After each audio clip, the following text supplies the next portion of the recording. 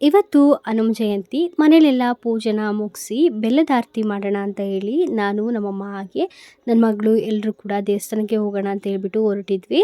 ಜೊತೆಗೆ ಬೆಲ್ಲದ ಆರತಿನೂ ಕೂಡ ರೆಡಿ ಮಾಡ್ಕೊತಾ ಇದ್ದೀನಿ.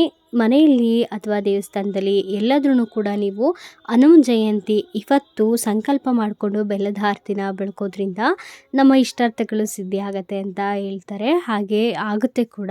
ನಾನು ತುಂಬ ವರ್ಷಗಳಿಂದ ಮಾಡ್ಕೊಂಡು ಬಂದಿದ್ದೀನಿ. ಹಾಗಾಗಿ ಅದ್ರ ಜೊತೆಗೆ ದೇವಸ್ಥಾನದಲ್ಲಿ ಲಕ್ಷ ದೀಪೋತ್ಸವ ಕೂಡ ನಡೆಯುತ್ತೆ.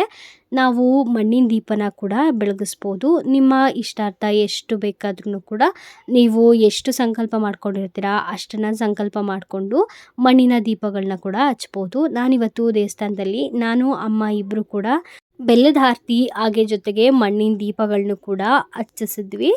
ನಿಮ್ಮ ಇಷ್ಟಾನುಸಾರ ಎಷ್ಟು ದೀಪಗಳನ್ನು ಕೂಡ ಬೆಳಗಿಸ್ಬೋದು. 5, 9 ಹಾಗೆ 2ರಿಂದ ಹೆಚ್ಚಿಸೋರು ಕೂಡ ಹೆಚ್ಚಿಸ್ತಾರೆ. ಹೆಚ್ಚಿಸ್ಕೊಂಡು ಹೋದರೆ ತುಂಬ ಒಳ್ಳೆಯದು. ನಾನು ವರ್ಷ 5 ದೀಪನ ಹಚ್ಚಿಸ್ತೀನಿ. ಮಣ್ಣಿನ ದೀಪ ಎಲ್ಲ ಹಚ್ಚಿ ಆರತಿ ಎಲ್ಲ ಮಾಡಿದ್ದಾದಮೇಲೆ ಆಂಜನೇಯಂಗೆ ಒಂದು ನಮಸ್ಕಾರ ಹಾಕ್ಕೊಂಡು ಮನೆಗೆ ಬಂದ್ವಿ.